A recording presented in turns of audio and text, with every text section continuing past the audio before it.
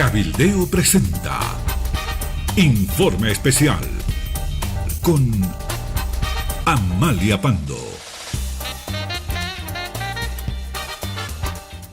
Hola a todos, un saludo cordial de bienvenida.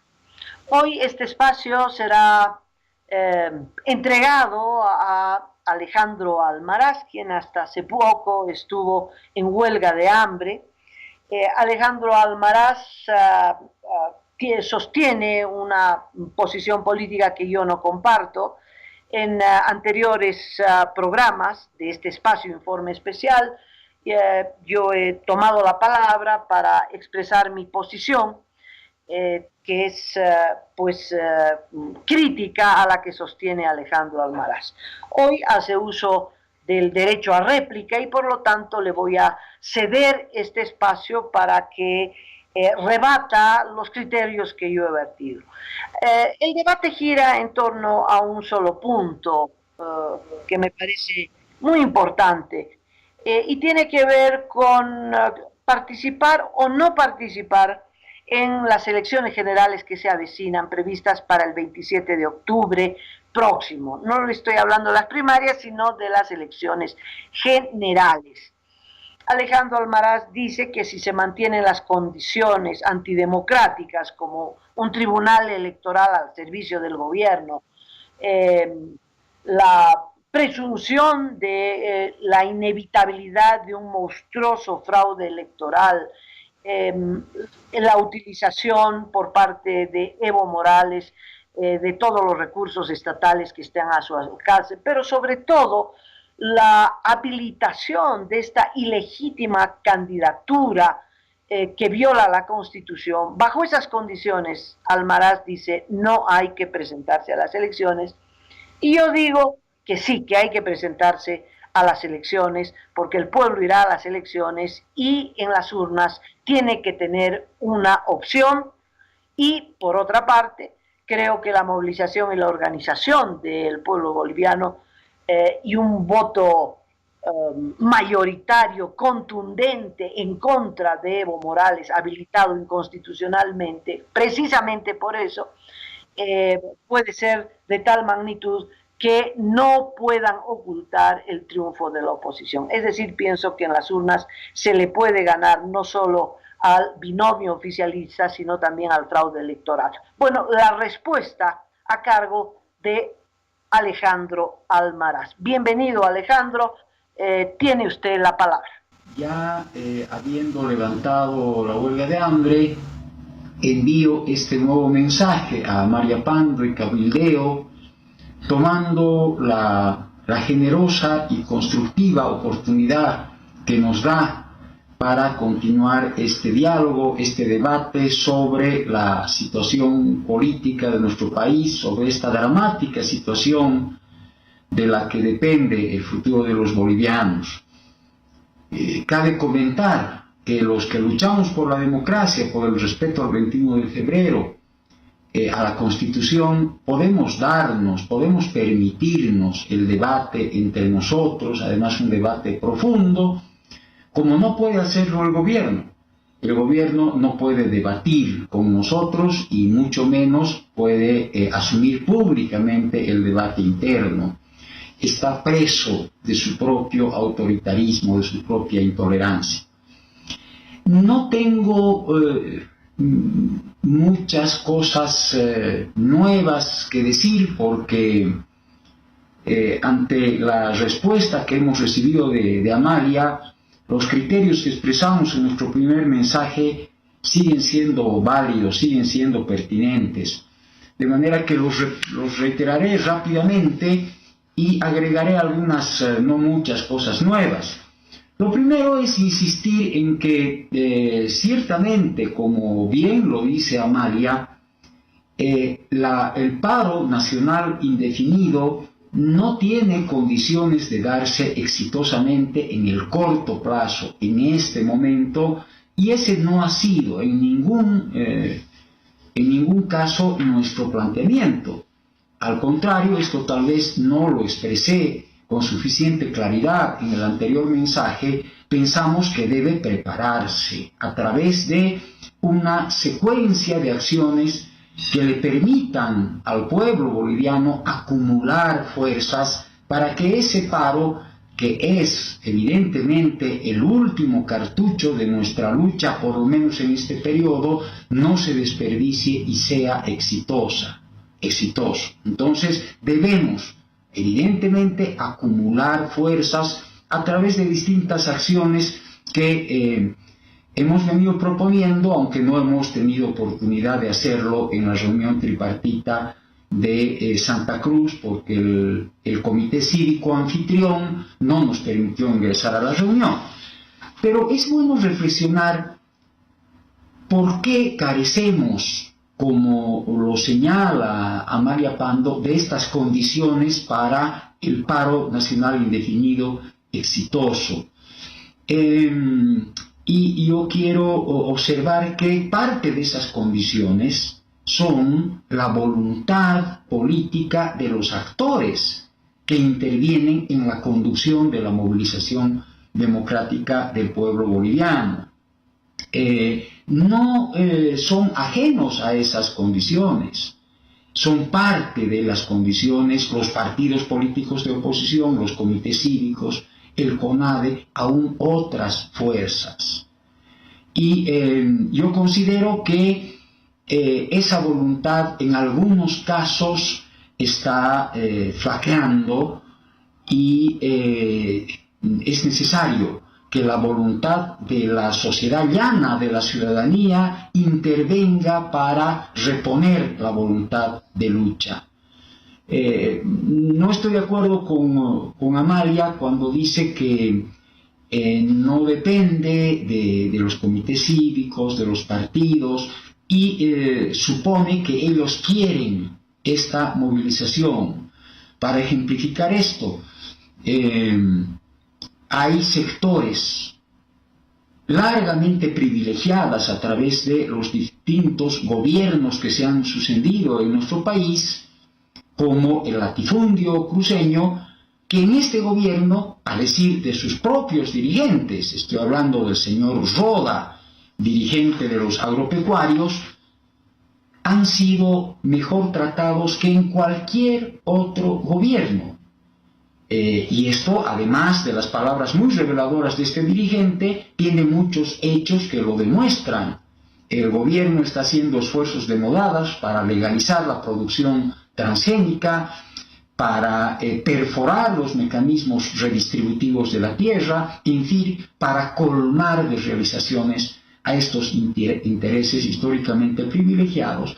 Y sabemos que estos mismos intereses tienen una importante capacidad de influencia sobre el comité cívico. Entonces, no es que no quieren o no es que no pueden simplemente hacer el paro. Yo sospecho con estas bien fundadas razones que no quieren hacerlo. Ojalá la nueva directiva de este comité, que entrará en funciones el próximo mes, atienda menos a estos intereses privilegiados, que en el fondo no es que solamente quieran el triunfo electoral de Evo Morales, sino que yo creo que no quieren que Evo Morales se vaya nunca del gobierno. Que los atienda menos y que atienda más la voluntad de la gran mayoría de los cruceños. Pero ¿por qué razón más no hay estas condiciones inmediatas de la movilización? A esto no me había referido en el anterior mensaje. ¿Por qué hemos caído en la trampa gubernamental de la electoralización? Si hay una razón por la cual el gobierno ha impuesto la ley de organizaciones políticas con sus absurdas elecciones primarias, no es ciertamente porque quiera mejorar la democracia o porque necesite de estas elecciones primarias como un mecanismo institucional que condicione las elecciones de octubre. No, la razón fundamental está en que necesita desmovilizar a la sociedad boliviana, y la manera que ha encontrado de hacerlo y ha tenido éxito en esto es someterla a una dinámica electoral bajo la idea engañosa de que las elecciones de octubre serán limpias y podrá imponerse la voluntad popular, y que por lo tanto las expectativas de derrotar electoralmente a Evo Morales podrán colmarse. Esta es la razón principal por la cual hay una cierta desmovilización que ha destruido la posibilidad inmediata, mas no mediata, del paro nacional indefinido.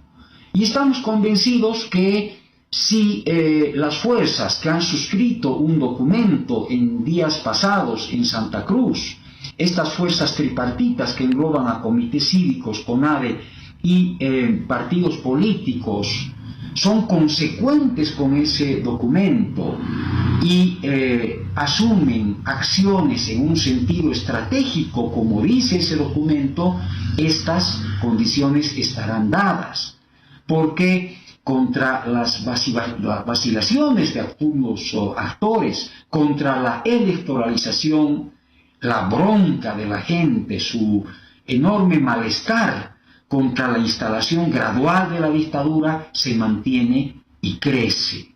Por eso pensamos que el paro a mediano plazo, pasados unos meses en los que la movilización reacumule fuerzas, será posible y será la opción de victoria que necesitamos para no sufrir la consolidación dictatorial hacia la que estamos yendo. Ahora bien, en cuanto a las elecciones, yo he expuesto muchas razones en el anterior mensaje acerca de por qué serán irremediablemente fraudulentas si es que la movilización no altera el curso de los acontecimientos que responden a la iniciativa gubernamental e impone elecciones limpias. Y frente a ello, Amalia no ha brindado razones concretas, claras, de por qué creemos que, o por qué cree que esas elecciones pueden tener otro resultado que no sea la reelección de Evo Morales. No basta decir que al gobierno todo le sale mal y que un algo indeterminado puede otra vez salirle mal para que pierda las elecciones de octubre. Ahí no hay razones y no es razonable, Amalia, otra vez lo digo, no es razonable en absoluto creer que Evo Morales acepte la posibilidad siquiera remota de que, expresando la auténtica voluntad de la gente, él pueda perder las elecciones de octubre. Porque además no es cierto que al gobierno le salga todo mal. En este asunto que es el vital, el que le interesa más, en el que se concentran todas sus expectativas, su programa, su estrategia, su horizonte, que es perpetuarse en el poder, solamente le ha salido mal, solamente en los últimos varios años en los que está abocado a desarrollar el proyecto reeleccionista, el referéndum del 21 de febrero del 2016. Por una anomalía, como ya lo dije en el anterior mensaje, por el hecho de que Katia Uriona se escapó de su control y divulgó por sí y ante sí, contra la voluntad de los otros vocales y obviamente del gobierno, los resultados del conteo rápido. Eso fue una absoluta anomalía, un accidente que ya lo han subsanado, obligándola a Katia Uriona a renunciar y se vuelve a, digamos, la normalidad del control concentrado de toda la institucionalidad pública por parte del gobierno. Después, en esta línea, todo lo que se ha propuesto el gobierno nos lo ha impuesto. Nada, salvo, insisto, este accidente, nada le salió mal. Se habilitó inconstitucionalmente ya para las elecciones del 2014. Hizo fraude exitosamente en 2014. Un fraude de distintas formas, entre ellas el de anular arbitrariamente a los candidatos de la oposición con mayores posibilidades, como ocurrió en el Beni, en Cochabamba, en Potosí.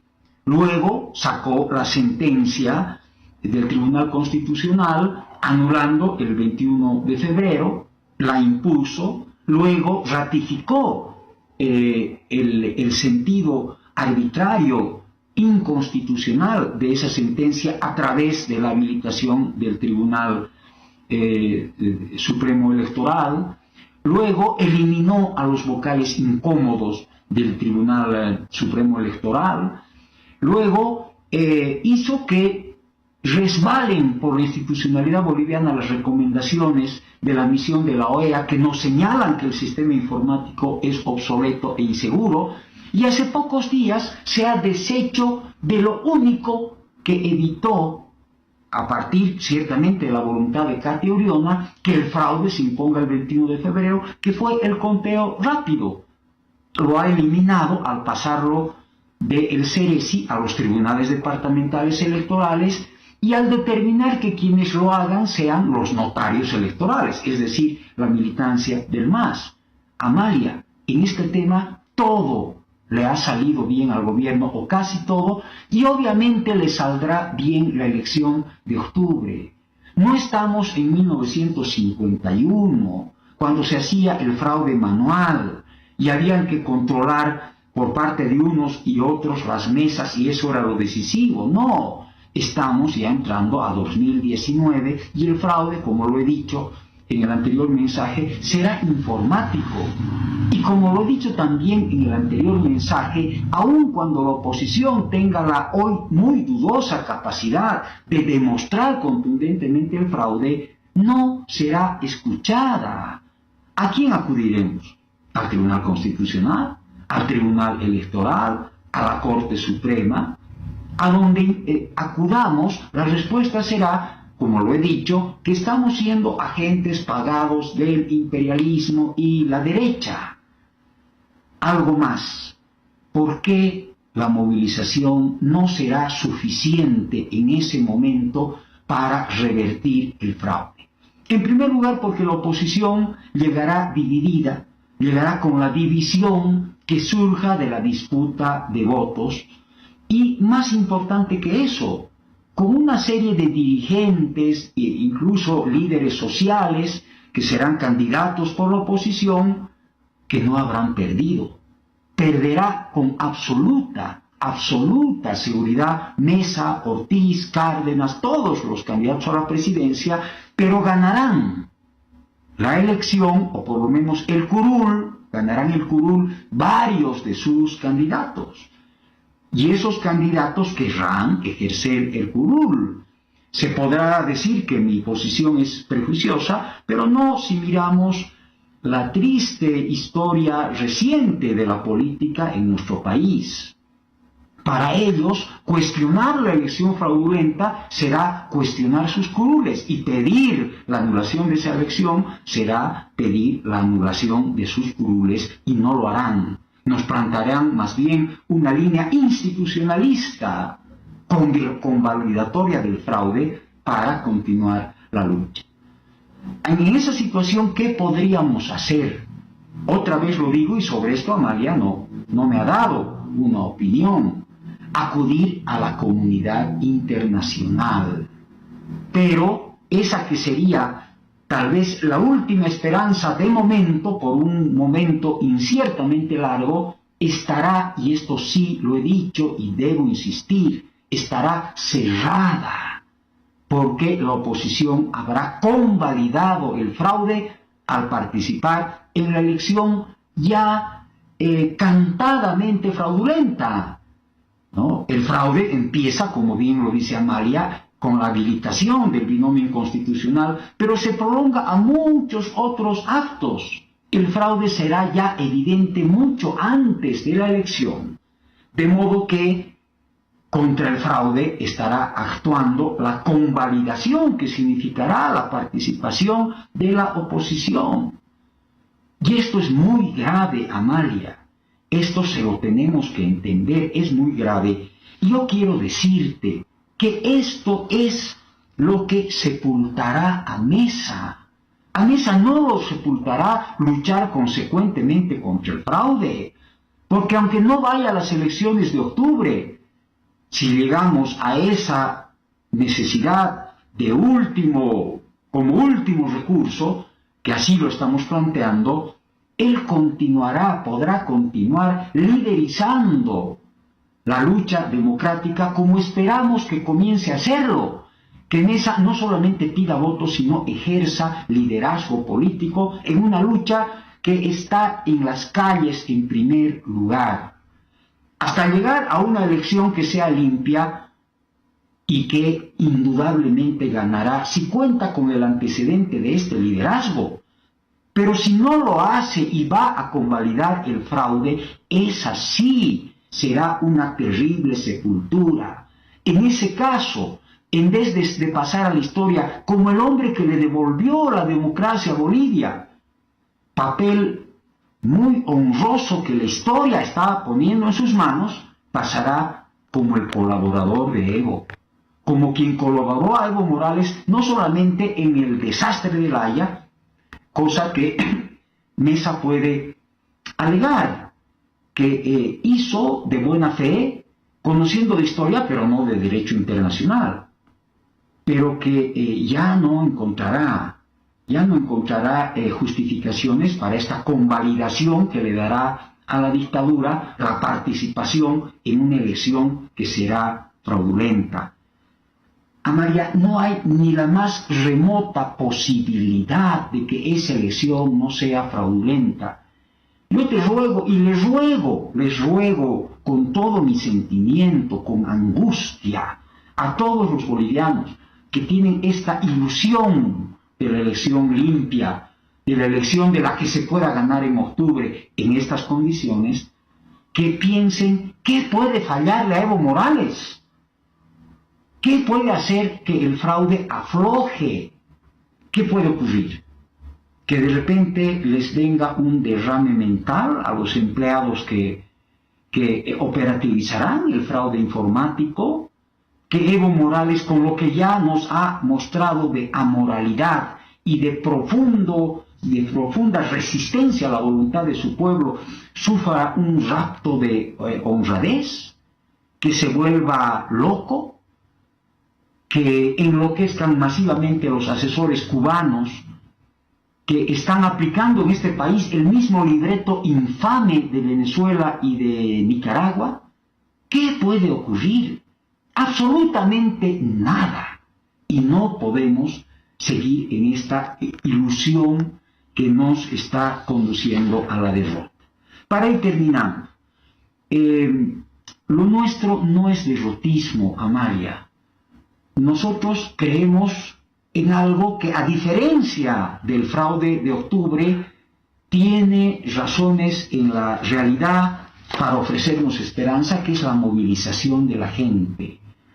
Si líderes como Mesa, como Ortiz, como los dirigentes cívicos, como el CONADE, le muestran unidad a la gente y le dicen que es ahora que hay que luchar, que hay que salir a las calles para ir acumulando la fuerza que finalmente nos dé la victoria en el paro nacional indefinido, triunfaremos.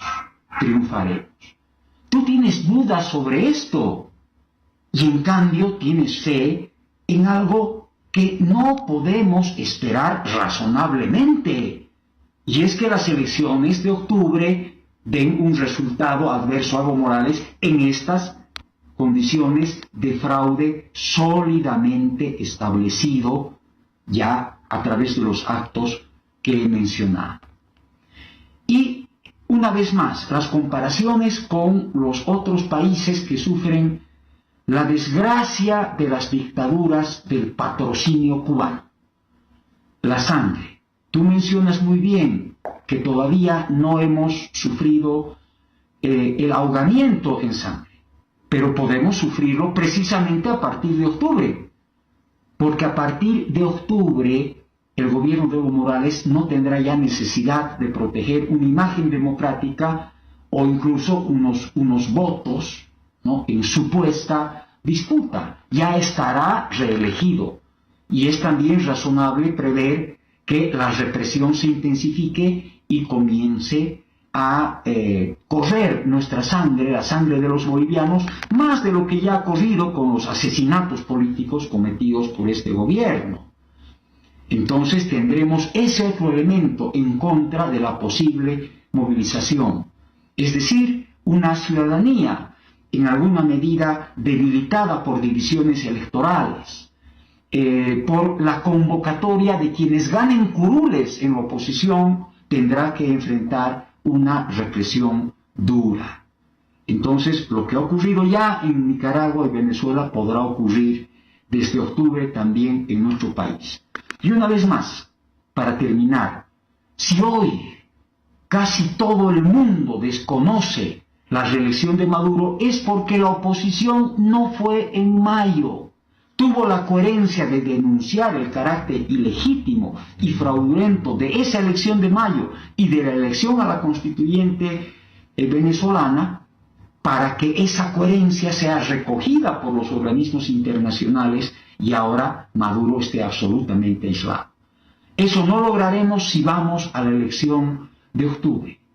Entonces, Amalia, yo ratifico la convicción de que debemos no ser derrotistas e ir ahora a la movilización para imponer elecciones limpias, que si lo son, serán unas elecciones de victoria para la oposición. Lo otro es ir a una derrota segura. Cabildeo presentó Informe Especial con Amalia Pando.